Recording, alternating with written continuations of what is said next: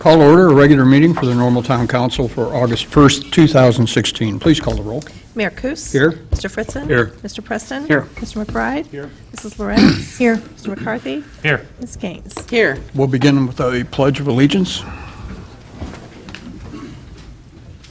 I pledge allegiance to the flag of the United States of America and to the republic for which it stands, one nation, under God, indivisible, with liberty and justice for all.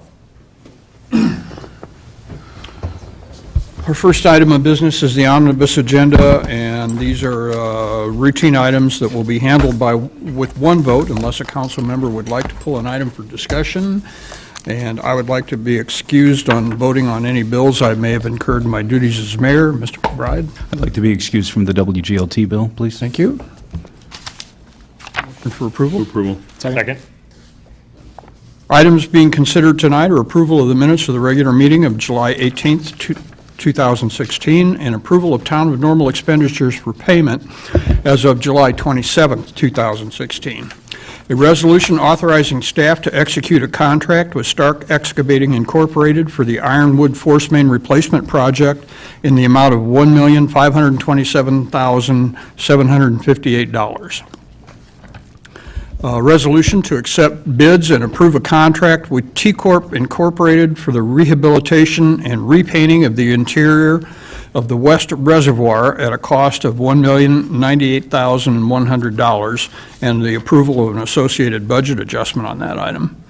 A resolution waiving the formal bid process and accepting a proposal for Midwest Athletic Fields of Watertown, Wisconsin for grading and rehabilitation at Maxwell Park Champion Fields, and also an approval of an associated budget adjustment.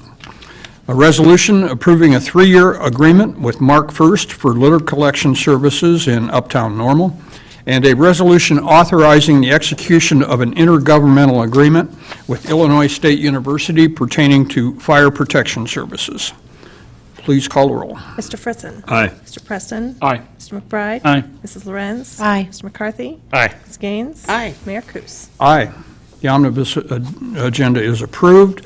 We have a couple of items of general orders tonight. The first is an ordinance amending an ordinance describing and designating an area as an enterprise zone having to do with the Distilled Brewery project.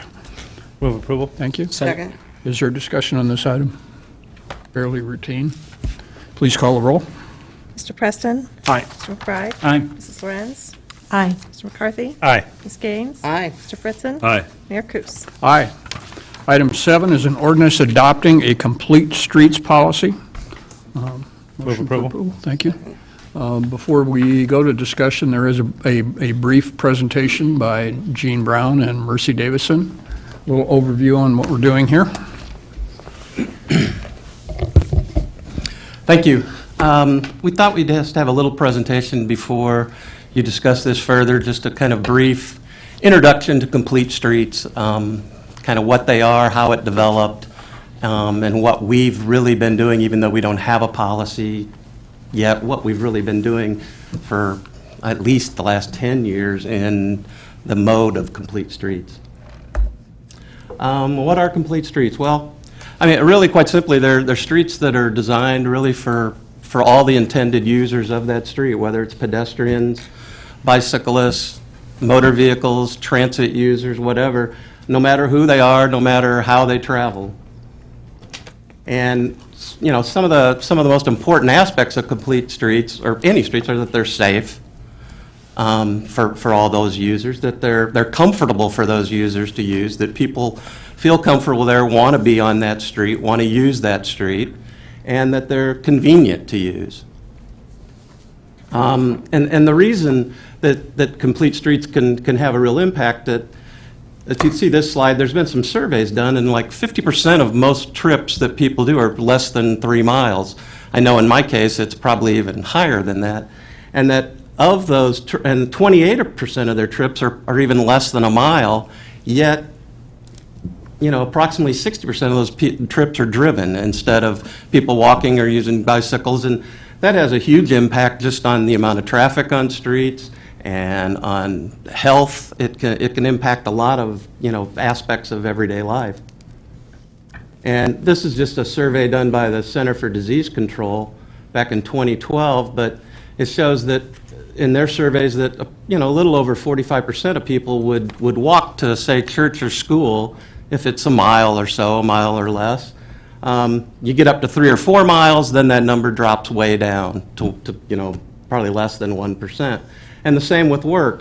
If your place of employment's, a mile or a little less or even a little more, maybe a third of the people will actually consider walking or cycling or transit or some other method to get to work, where, once again, when you get in the 3 or 4 mile range, that number drops.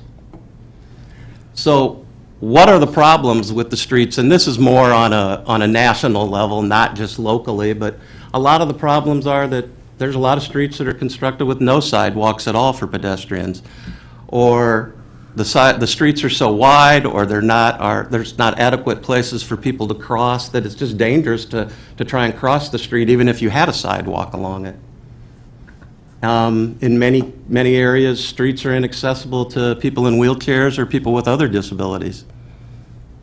And we do know now, we know how to build these streets right. There's a lot of communities have done it. There's a lot of reference materials out there on how to do it right. And even as we can demonstrate here, we've been doing a lot of these things.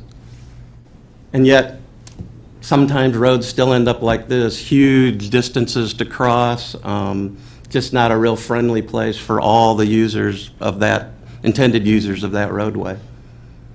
Or sometimes you have sidewalks in one area, but all of a sudden they end for whatever reason, whether a development stalled or just when that section of the roadway was built, the sidewalk wasn't constructed. You see you have steps at that location too, which you may have a ramp on the one direction, and those steps were there and it just was never replaced when, say, the road was resurfaced or reconstructed. Once again, just ADA accessibility. And so what's the solution? Complete streets policies are something that can get us away from those problems. And basically, a complete streets policy just ensures that the entire right-of-way is planned, not only constructed, but you start at the planning stage, looking at all the intended users of that street and what components they will need to be able to use that street safely. And so you want to plan it, design it, and of course you want to construct it and be able to operate it and maintain it in that manner also. And part of the reason we're here tonight, the Complete Streets policy, it is a high-level policy direction. We need direction from you to be able to incorporate these policies into our planning and design and construction. And it somewhat changes the everyday decision-making process, but really, in our case here, we've been doing a lot of these things since the inception of the Uptown Plan and our bicycle plan and the Main Street Plan. We've been using Complete Streets policies and developing those plans. And it is an incremental approach, and I mean, you can't just get there overnight. You take small steps and grab opportunities where they arise. Some important things that it's not, though, that need to be stressed is it's not just doing one special project, say, well, we'll go put a bike lane on 3 blocks of a street and we've done complete streets. It's also not a design prescription, meaning that it's not an authoritative, just you will do this. It's that you will look at it and you'll think about the street and you'll think about who's going to be using this street and what things can be implemented so that the users of that street can use it in a safe and comfortable and efficient manner. It's not a mandate to immediately go out and make all your streets a complete street. You're not going to go out tomorrow and do that. And it's not the end-all, be-all, it's not a silver bullet, because you still have other concerns that influence how those streets are used. You have land use, you have environmental concerns, and then just transportation, the demand of transportation, the sheer numbers of people maybe using that individual street. So we thought we'd show some examples of some things that we've already implemented in Normal over the past 10, 12 years.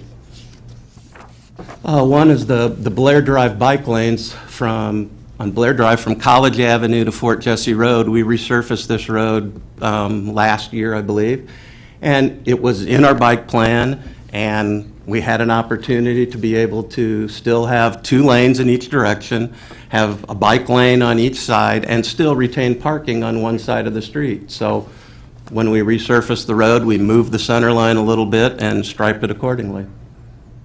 Another example of that was the Jersey Avenue bike lanes from essentially just east of Linden Street all the way to IAA Drive. Once again, we had enough roadway width there to implement bike lanes, to retain parking on one side of the street, and still be able to have it be used for motor vehicles as well as bicycles. And it's worked out quite well, and everything fit in. And another example of a new project was Rab Road, from essentially Airport Road to just west of North Point Drive on the east side, northeast area. That was a new project. The existing Rab Road was a 2-lane rural section, about 22 foot wide. We improved it to an urban section with curb and gutter, sidewalk on one side. Eventually, there will be sidewalk on the other side when the north side develops. But we also were able to add bike lanes on that because it would hopefully connect in the future a trail that will run up Hershey Road, and then a trail that we hope to get built that will run from Shepherd Road to Rab Road, sort of just west of the Grove Elementary School. And so we thought, well, there's an opportunity to put bike lanes on that street, and we had the room, and it was able to be done. Another example of not bike lanes, but just called shared lanes, was the Lincoln Corridor, which essentially runs on Lincoln Street from Beach Street to School Street, and then we utilize a little short block of School Street, and then to Clay, and then Clay turns into McKinley, just west of Normal Avenue, and then we took that all the way into Fairview Park. And this is an area where we didn't have room for bike lanes without eliminating parking. We didn't feel the need to eliminate parking because the traffic volumes are fairly low on this stretch. But we wanted to be able to at least market and sort of tell people, this is a comfortable bike route. And let motorists know that, you may expect to see bikes here. And it was kind of a nice connection for people from both directions to Constitution Trail. And we signed it accordingly and put the sharrows on the pavement. Of course, some of the sections of our Constitution Trail that are side paths alongside minor arterial streets are also part of a complete street solution. This is Rab Road, just east of Linden Street. And then we also, on Rab Road, between Airport Road, and right now it runs to Normal Community High School. That was another shared or side path alongside a minor arterial street. The Bryan Street Bike Boulevard is part of the Southern Corridor. I can never remember that. The Southern Corridor, which is basically Bryan Street to Adelaide, to Dale Street, to Campus, to University Street, on to Virginia, and then Virginia on to really the Jersey bike lanes. And on Bryan Street, we did something a little different. We decided to put in some curb bump outs, and it was for several reasons. One, to just kind of let people know, hey, this street's a little different. It's a preferred route for cyclists. The bump outs kind of define where, at the intersections of some of the major streets, where a bicyclist wants to be as he's going through that intersection. You don't want to ride on the curb line. These bump outs are 3 to 3.5 feet from the original back of curb. And just sort of make it look a little different. We were able to do some landscaping. It also kind of defines, it kind of keeps cars back from encroaching into the intersection, because that keeps the parking kind of back behind the radius. And it also serves to shorten some of the the crosswalks for students, especially those going to Oakdale School that cross that street. The Vernon Bridge, the East Vernon Bridge, that was redone in, I think, like 2010 or so, 2011. And there we had an opportunity to get rid of a kind of bottleneck on the trail, about a 4-foot sidewalk that was kind of dangerous to begin with. I wasn't comfortable back in the 80s when we built that even, but we just didn't have an alternative at that time. So we were able to, with the new bridge, the new deck, get a 10-foot wide path across the bridge. And not all changes are really construction related. Some of them have to do with our subdivision code and manual of practice. Before 1998, we only required sidewalk on one side of the street in residential subdivisions. At that time, we made some changes to the manual of practice, and we started requiring sidewalks on both sides of residential streets. And this is just an example of that, showing the older street with sidewalk on one side and the other with sidewalk on both sides. We also look at improving pedestrian crossings. This is at the Gregory Street Cardinal Court crossing. We had two things going on here. One, we had a link of the Constitution Trail in this area, and also just a high number of students that were going to be crossing here. Here we installed the signals primarily because of the pedestrians, and also we installed audible. This was one of the first locations we installed audible pedestrian signals. And then also we moved the trail from the south side of the road to the north side after this crossing on up to Adelaide Street, just because we had all these people crossing here anyway, and that crossing up at Adelaide and Gregory, the existing trail, was a little dangerous at times, and this has made that much safer. And the last example I'm going to show you is probably one of our best, and it's really the Uptown Circle. It is a complete street in its own right. I mean, it's inviting to pedestrians, bicyclists, the motorists, as Mercy even added in my report, skateboarders. I thought that was Mercy. So that's really all I had for a presentation tonight. And the fact that I was going to reiterate, the Complete Streets policy, the movement sort of started around 2004, and up to now, the approximately 730 agencies, cities, counties, towns, states have adopted policies. The state actually enacted a law, I guess they called it, in 2007, the state of Illinois, that any projects with state or federal funds had to look at complete streets as part of the planning and design process. And I think it's just important to note that even though we haven't had a formal policy, we really have been utilizing complete streets in a lot of our projects, and that we will use complete streets along with our comprehensive plan, our bicycle pedestrian plan, our Uptown original plan, Uptown 2.0, the Main Street plan, and the various, all the various reference materials that kind of lay out ways to utilize complete streets in your designs.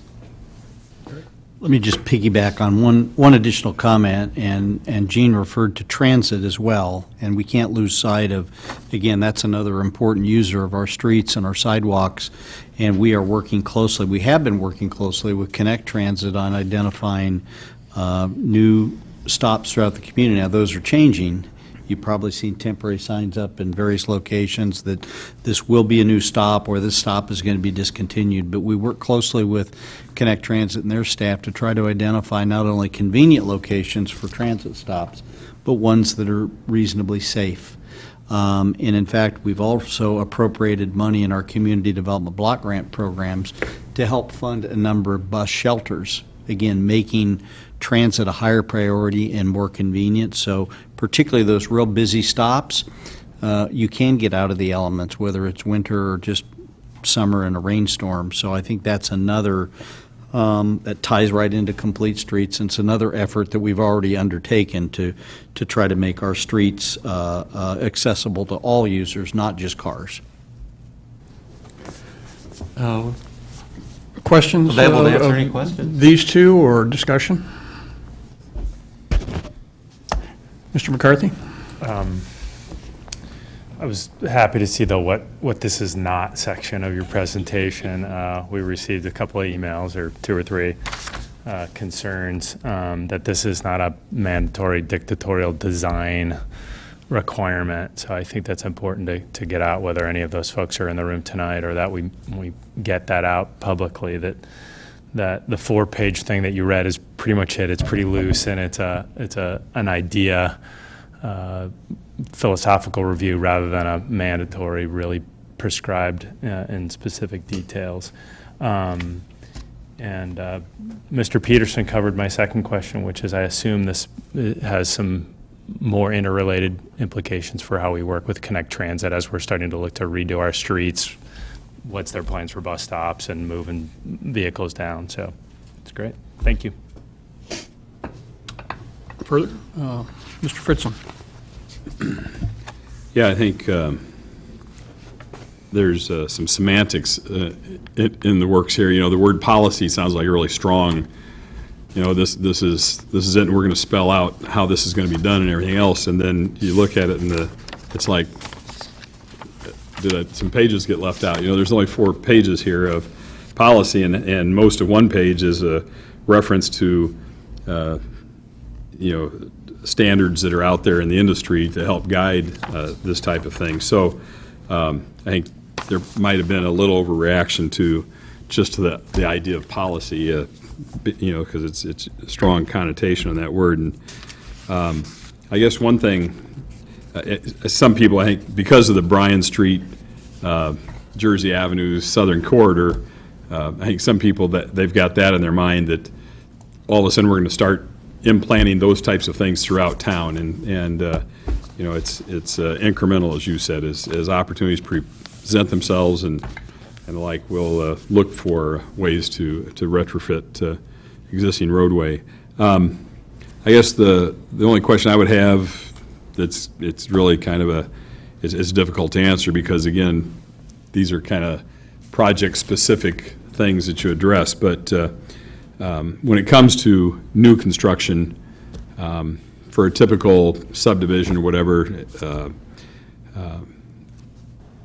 what kind of additional development costs might be involved? I mean, would there be some streets, you know, leading into a subdivision that are going to, you know, feed off into the smaller residential streets? Are they going to have to be built wider, or is it just that idea of utilizing the space differently than we have in the past? Basically the same street width, so there's no additional cost? Yeah, I don't see any really big changes in your general residential, you know, street construction. Those streets are in general low traffic. They're have plenty of width now. We, of course, require pedestrian accommodations on both sides of the street, and they're fairly comfortable for cycling as they are now. No, there might be a main collector street through a subdivision, or, like you said, a feeder street into a subdivision that may have to be looked at, but it may not be anything that requires more cost. It might just be a different design of that. Instead of having maybe 2 13-foot lanes, maybe you can narrow the lanes down and fit something in, or narrow a median down and you know, fit in enough pavement for a bike lane if needed. It would depend, of course, what that feeder street is coming off of too, if there's any facility there that it needs to accommodate.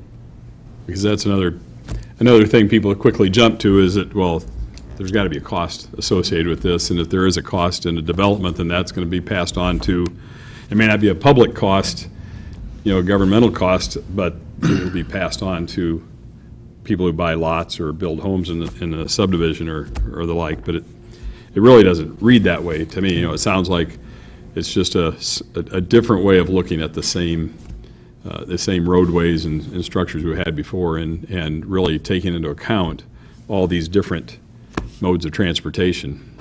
And it's not just bikes. You know? Complete streets So- can also include something as simple as just connectivity too, between subdivisions as you're developing new subdivisions, and that can be connectivity for motor vehicles or pedestrians, and which we've done a lot of that too, what we call hidden sidewalks or side yard sidewalks, and kind of always looking at the design of a new subdivision. If there's an adjacent subdivision, is there a way to connect those two for the traveling public? So all those things come into play in complete streets. So there may be more secret sidewalks other than the one up there between school and Normal, huh? So, Right. Yeah, see, we were way ahead of our time there. yeah. I think Lincoln Street was probably supposed to go all the way through there or something, but I do think of, I'm in the Pleasant Hills subdivision, and raised kids there now have, nieces or great nieces and great nephews and whatever. We've walked many times over to the College Hills area, and yet you got to cross Towanda, and that's one of those that's really, when you got 2 or 3 little ones with you, you really have to look for an opening to get there. So this is just the kind of thinking that will take into account the fact that I've got this huge residential area, and I've got this commercial area, and these people want to get to that, and they don't necessarily need or want to get in the car every time. So, I think it's, like you said, it's something we've been doing, and this kind of just puts it out there that if you're going to develop, if we're going to redo something, that we're going to take this route to get there. Mr. McBride?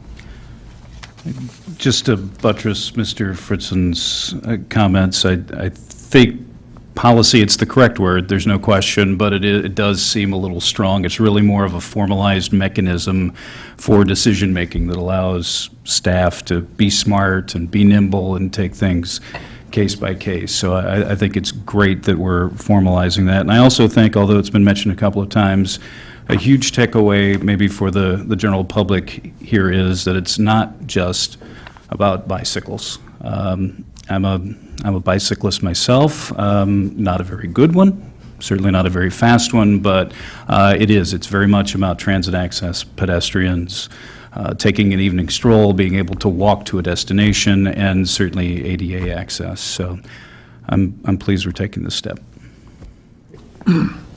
Ms. Lorenz? Comment and then a question or two.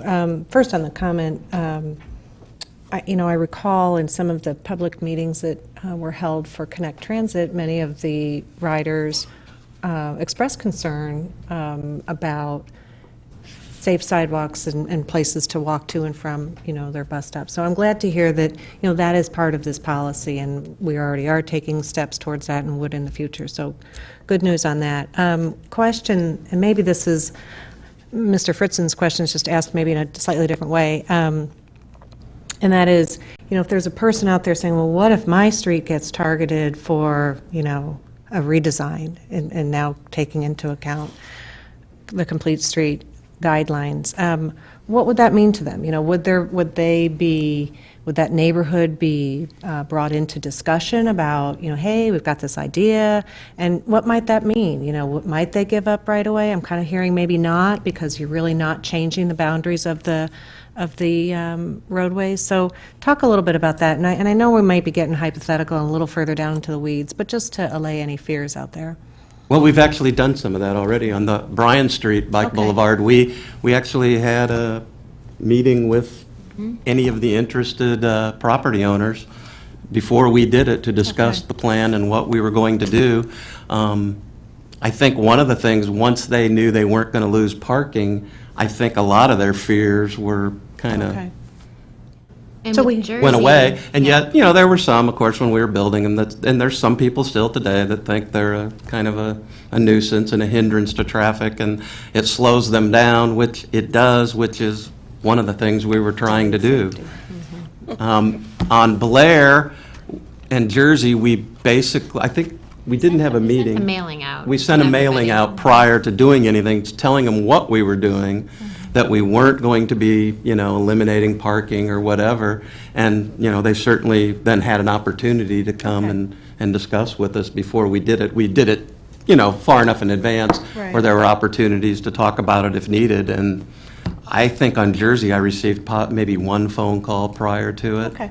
And It was Blair, the- I don't recall getting any. Yeah, in Jersey, because parking was eliminated on one side, but it was very seldom used, and the only folks I recall hearing from were an apartment complex where you had the densest housing, and they still have parking across the street, so, Okay. And you held a live meeting for the Jersey project.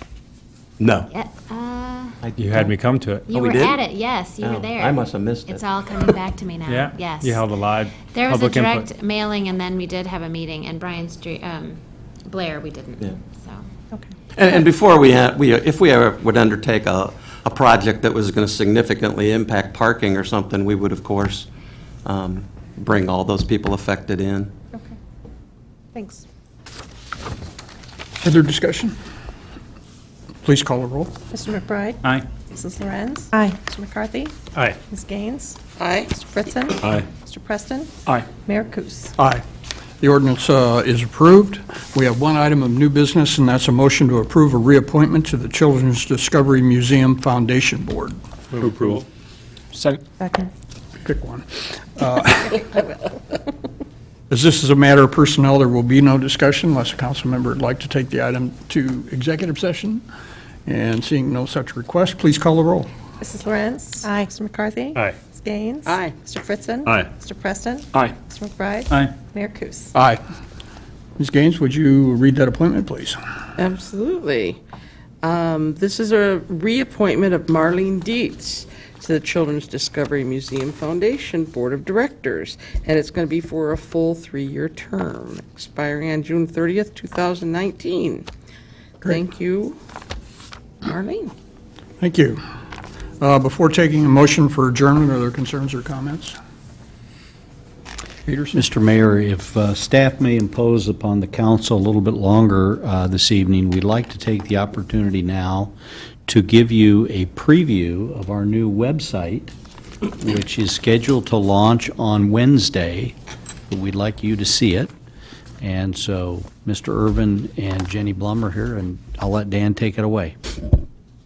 Thank you for the opportunity to give you a sneak preview of something I'm thrilled with. And we wanted to, since we had the meeting, we wanted to give you the opportunity to have a sneak preview of the site so that when you maybe Wednesday morning hear from your constituents before you've had time to see it, and hopefully they'll be calling you with rave reviews and compliments that you will have seen it. A couple of points I'd like to make before Jenny gives you a quick tour. First of all, you're looking obviously at the old website. And as soon as we're able to bring up the new one, I think you'll see, first of all, we've made great strides in terms of the visual appeal of the site.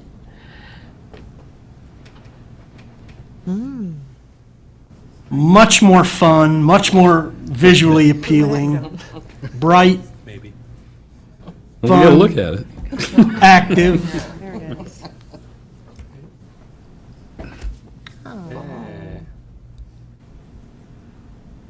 There's a lot of animation and movement to the site. So this is the home page that you're looking at right now.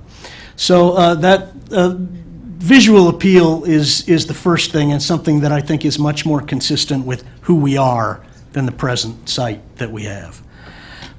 Secondly, the new site. How we doing? Well, the site is working great. It always works. Computer's It always works great in rehearsal. It's a system problem. Second, very importantly, this site is organized. I'm just going to tell you, this site is organized functionally. That is to say, taking from a user's standpoint, it's organized basically asking the user, what do you want to do?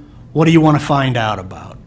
As opposed to the old school thinking of a website was, this is the information that we have to present to you. So it was organized very much almost like an org chart by department.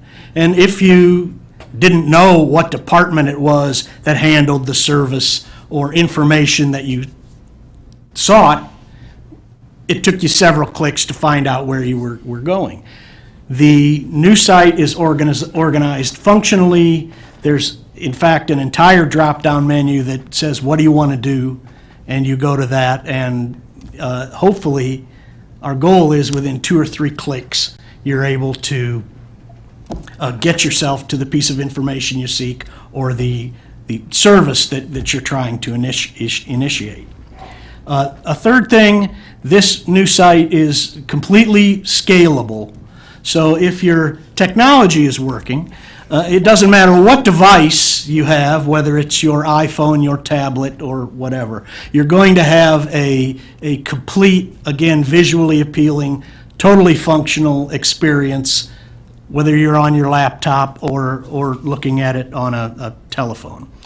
Number 4, and critically important, the new site is fully ADA compliant, which involves a lot of things that most of us as electronics users don't see all of the time, but it will provide a totally accessible experience for all of our citizens and any users that might have disabilities. As an example, every image has associated with it a text description for use with a screen reader, which is something that a user with a visual impairment would have, that orally communicates so that they can hear it, what it is that someone who doesn't have that visual impairment would be seeing. So critically important that it's ADA compliant.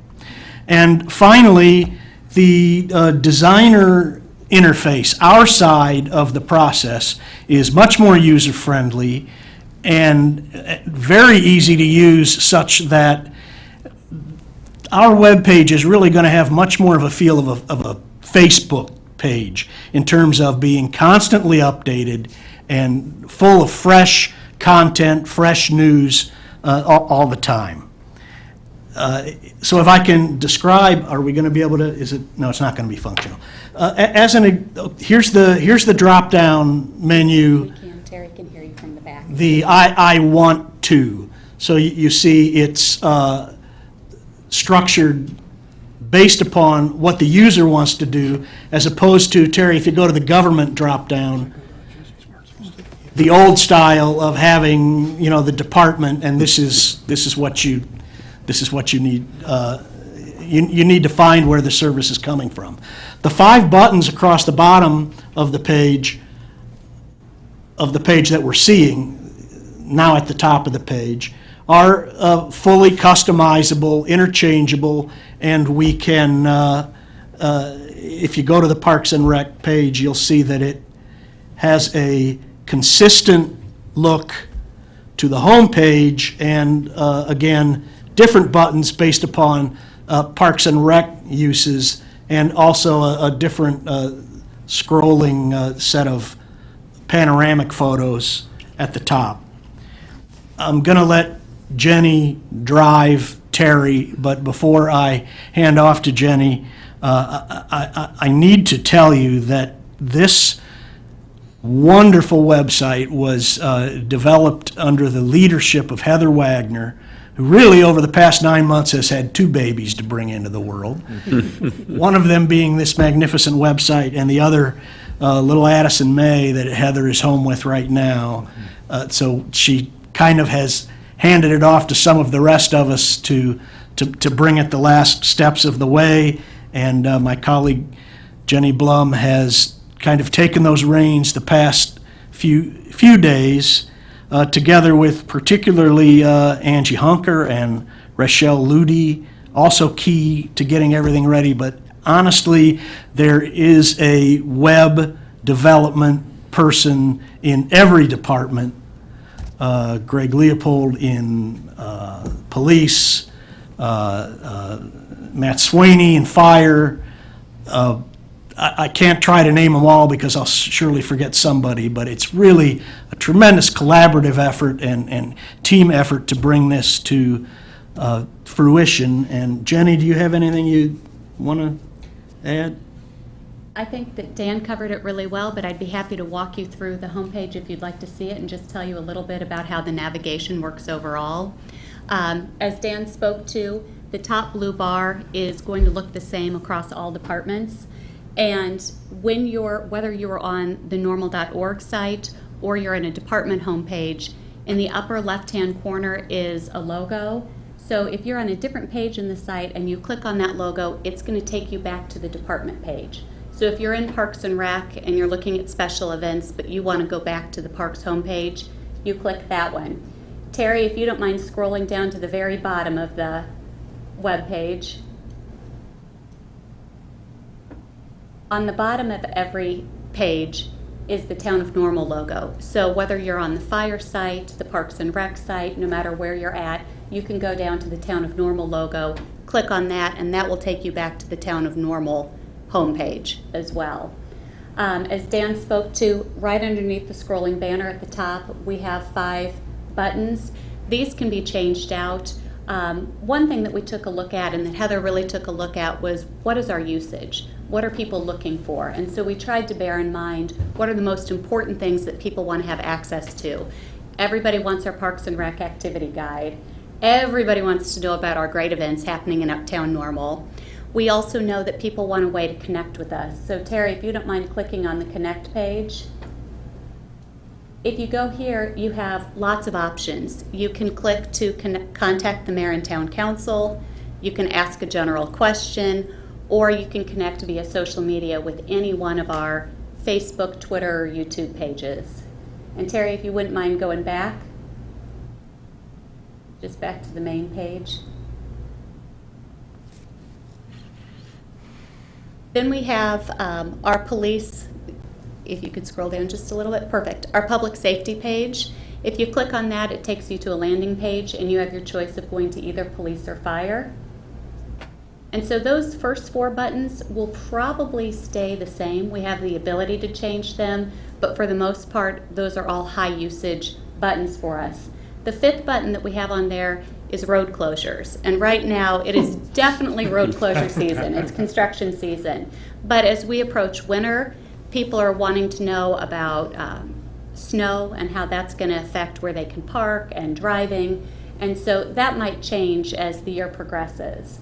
If you scroll down a little farther, you can see right now we have a few tabs. Over on the far left side, we have some more quick links, if you will, to things that are looked at frequently. Our bids and RFPs, our employment, forms and application, online payment, and then what we call transparency. So any information that people might want to do a FOIA request for or be looking for city council agendas, they can click there and they can get there very quickly. The news section is similar to our current newsflash item. So whenever we have an exciting announcement like our recent Citizen of the Year, that information is going to go there. And then just to the right of that, if you click upcoming events, you'll see the Town of Normal calendar. And then towards the bottom of the web page, we have featured topics, which is also similar to a newsflash. And again, these can be changed out. But we feel, we've got some strong partnerships in the community. So we thought it would be a great opportunity to have information and a way to Connect Transit, the Ecology Action Center, the bicycle-friendly community, and then also for people to watch a live council meeting. But what you'll find is it's consistent across all the different sites. So, whether you're on the fire page, police, it's very consistent. And again, we use the numbers to tell us on each of the sites and a representative from the department what's most important, what do you really want to see. But we're very excited about it. We feel like we're really progressing and making things easier for our residents, and we hope that you guys like the new site as well. I was just curious about the visitors tab, and if it gives some town history, and does it tell how big we are, and there's community profile. I'm just curious, because you know how sometimes people are thinking, okay, maybe I want to go there, but I don't know, let me check out what the city's like. So this should give a pretty good, Exactly. Yes. cool. And I think there are things to add to this, attractions locally, maybe special events, and they don't necessarily have to be all Town of Normal, Right. related. link. They can be CVB, that sort of thing, absolutely. Well, and one of the great things that Dan was mentioning is this site is so fluid. So if somebody had a great idea and you said, hey, we need to change this or add this, in 15 minutes we could have it up. And so our current site, we have areas that we can, Our current site, we have areas where you can make updates very quickly, but some of the images and some of the areas are static, and so they're harder to change. And with the new site, everything is fluid, so we can make updates on the fly. Great job with the "I want to" section. I mean, that's, the average citizen does not have, a good idea of what the layout of our organizational structure is, nor should they be expected to. So I just think that's a huge improvement. Well done. Thank you. And I also wonder if we click on the watch a live city council meeting, would we be watching ourselves? And that'd be very meta. I would say, Terry, if you don't mind scrolling down there, it takes you directly to the YouTube site. It's all right. We don't need to. And I'd like to know who we report a train horn to. It'd be Mayor Coos. Well, thank you. Thank you all. Yeah. Thank you. Looks fantastic. I've got one thing to add. One of the things that I'm really excited about this is the level of analysis and thought that went into determining what are people looking for in our website, and trying to customize this website to address the types of information that people are seeking. And that required a lot of analysis as to where people are navigating to in the site, as well as trying to streamline the site so we eliminate a lot of superfluous, unnecessary information. There's no sense loading information on here and sort of gumming up the site if people aren't asking for it. And the reason I bring this up is there's a fairly well-known statewide organization that is quite famous for ranking or rating municipal websites. And they, for whatever reason, this organization gets a lot of media attention when they rate your website as 100% or 40% or what have you. And this is an organization that they determine what they think is important. They do no analysis. They don't know what our constituents are looking for. They've decided.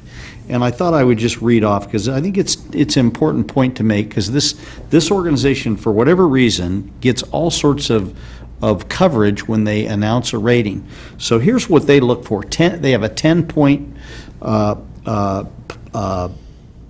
basically criteria. Contact information, 1. Public meetings, public information, whatever that is, budgets, audits, expenditures, compensation, contracts, lobbying, and taxes. That's all they care about. If you have information on all those 10 things, you get 100%. Now, they look at all the information. You want to pick up a dead animal. You want to know how to pay your utility taxes, all the Parks and Rec stuff, the navigability. They don't care about that. They have a 10-point system, and that's what they rate your website. And they come out with these ratings of municipal websites, and they get coverage in the Pantograph and all the radio stations and TV stations, even though I've challenged that.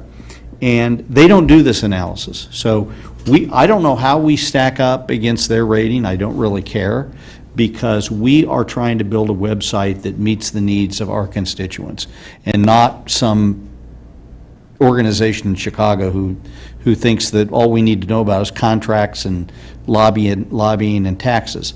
Those might be important pieces of information, and they're probably covered here somewhere, but I like the fact that we've tried to tailor this website to meet the needs of the people who are regularly using it. And we'll continue to monitor that, and this is a work in progress. We talked about it at staff meeting. This is going to be constantly tweaked and adjusted, and with this platform, it will be much easier for us individual departments to make changes in content than it was with the previous site that was very cumbersome. When you had to change something, you had to get IT involved, and it was difficult. This will be much easier and much more nimble. I did have one question. Did we develop this all in-house, or did we use an external developer? We used Civic Plus, which is actually the developer that managed our old site, and this is just a further development update of their application, but it's really user focused, whereas my understanding is with the former site, we needed them to be involved if we were going to make some kind of significant change, and they're really sending us home with the baby from the hospital. We got to deal with it ourselves now. Excellent. Great. Thank you. Further comments, concerns? Thank you. Motion for adjournment, Just please. a quick reminder, I'm sorry, real quickly. August 15th, downstairs is at 10 o'clock. I think you've been invited to a significant celebration by Connect Transit. We've got a transit theme today. That is the date that that the system is launching the new routes and the new Sunday service. I think a wonderful expansion of the service.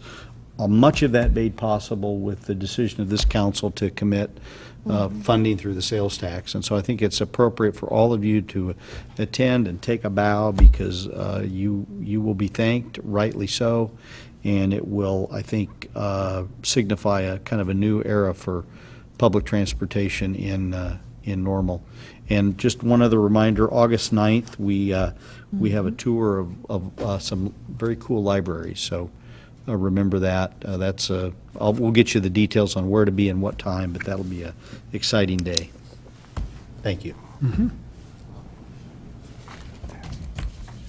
So moved. Giving everybody an opportunity here. We have motion and a second. Please call the roll. Mr. McCarthy? Aye. Ms. Gaines? Aye. Mr. Whitson? Aye. Mr. Preston? Aye. Mr. McBride? Aye. Mrs. Lorenz? Aye. Mayor Kus? Aye. We are adjourned. Thank you.